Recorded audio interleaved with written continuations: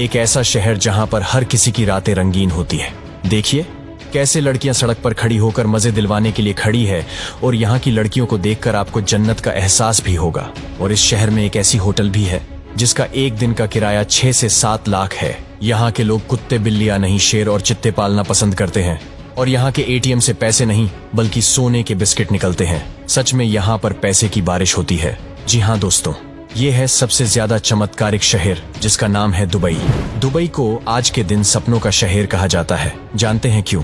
क्योंकि यहाँ पर सपने सच होते हैं। यहाँ पर सब कुछ परफेक्ट नजर आता है और ये हद से ज्यादा खूबसूरत शहर है, तभी यहाँ लाखों की संख्या में लोग आते हैं। दोस्तों, आपको जानकर आश्चर्य होगा कि दुबई की 80% से ज्यादा आबादी विदेशी नागरिकों की है और दुबई में मात्र 20% आबादी ही स्थानीय लोगों की है। और विश्व की सबसे ऊंची इमारत दुबई में बनाई गई है जिसका नाम बुर्ज खलीफा है, और इस इमारत में 164 फ्लोर है। इसकी ऊंचाई 2766 फीट है और आज के दिन इस बिल्डिंग को देखने के लिए करोड़ों लोग दुबई आते हैं। और कहा जाता है कि उसकी ऊंचाई इतनी ज्यादा है कि आप इसे 90 किलोमीटर की दूरी से भी देख सकते हैं। वैसे आपको बता दें कि ऐसे कई सारे बिल्डिंग दुबई में हैं। और क्या आपको पता है कि दुनिया में एकमात्र 7 स्टार होटल भी आपको इसी देश में देखने को मिलता है? कहने का मतलब है कि सारी रॉयल्टी आपको यहाँ पर ही देखने को मिलेंगी। जी हाँ, इस होटल का नाम है द बुर्ज अल अरब। कहा जाता है कि यहाँ पर एक दिन का रहने का मतलब है कि तकरीबन 6 से 7 लाख का खर्चा।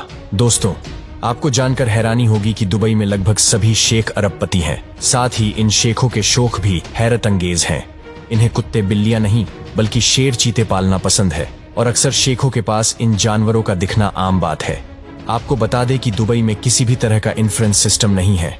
यहाँ पर पिन कोड, गली नंबर, घर नंबर ये सब नहीं होता दुबई में। अगर आप अपने रिश्तेदार के घर जाना चाहते हैं तो उस घर के आसपास की बिल्डिंग या किसी भी स्थान का नाम याद होना जरूरी है, तभी आप अपने रिश्तेदार के घर पहुंच पाएंगे। दुबई में आपको कई ऐसे एटीएम देखने को मिल जाएंगे जिनमें से करेंसी निकलने की बजाय सोने के बिस्किट निकलते हैं। जी हाँ, इस तरह की चीज सिर्फ इसी देश में देखने को मिलती है।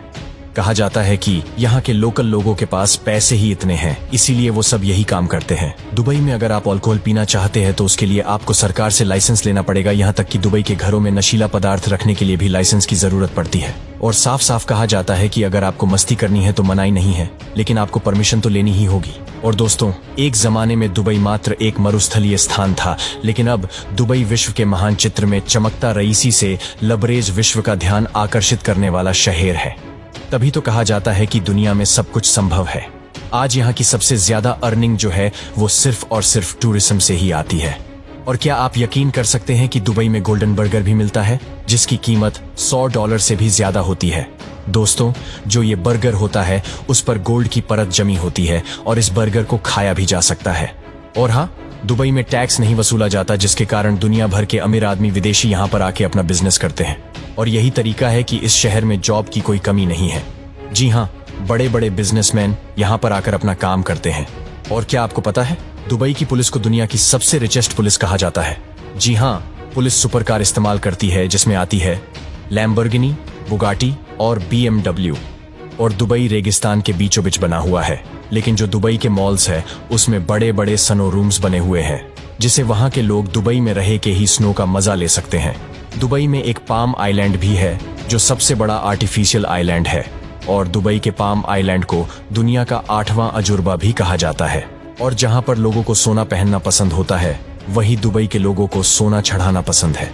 दुबई में सोने से बनी कारों को खरीदना एक आम बात है, और ये लोग सोने की कार ऐसी वैसी नहीं खरीदते बल्कि दुनिया की सबसे महंगी सुपर कार खरीदते हैं।